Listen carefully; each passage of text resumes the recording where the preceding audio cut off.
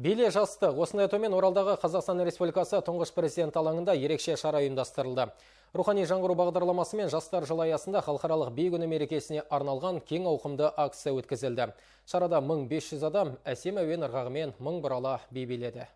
Би өнегелі тәрбие, сұлулық пен әсемдік, тағылымның тұмары, қасиетті өнердің киесі саналатын биді бір мезетте 1500 адамның орындауын өңір жұртшылығы тұңғыш рет көріп отыр. Өткен жылы 2000-ға жуық домбырашылар Құрманғазы бабамыздың күйлерін шертіп, Қазақстан рекордтар кітабына енгізілсе, бұл жолғы акцияда талайды тамсандырары анық.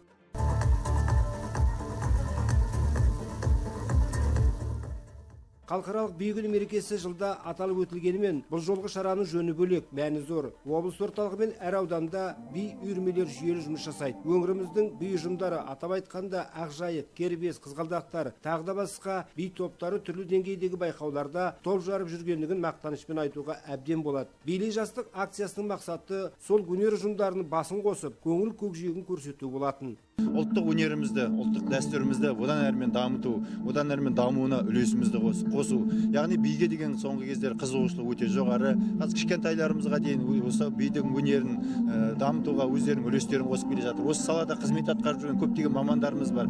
Өңіріміздің, Жайық өңірінің жалпы би өнері негізгі республикамыз бойынша үлкен қарқынменен дамып келе жатыр деп мақтан тұтамыз. Жастар жылы аясында ұйымдастырылған би мерекесі көптің көңіліне қуаныш ұялатқаны анық. Ауа райының қолайсыздығына қарамастан, шын ынтамен өткізілген шараны ұйымдастырушылар да осылай дейді. Әрине ол оңай болған жоқ. Бір 50 адам емес, 150 адам емес, 1500 адамды жинау, көптеген бишілердің еңбегі деп ойлаймын. Әрбір күнде бір баладан 101 биші 100 баладан алып келді кем дегенде. Сондай ата-аналарына да осы күннің суықтығына, қолайсыздығына қарамастан әр күн сайын осы жерге дайындап алып келгендер үшін баршасына мың алғыс. Би мерекесі соңында өнегелі өнерлерімен көптің назарына жүрген үлгілі топ жетекшілері облыс әкімі мен мәдениет басқармасы атынан түрлі марапаттауларға ие болды. Лоқпан Елеу, Айбек Сағынғалиев, Дастан Бижанов, Нұртай Батырғали, Ақжайық телеарнасы.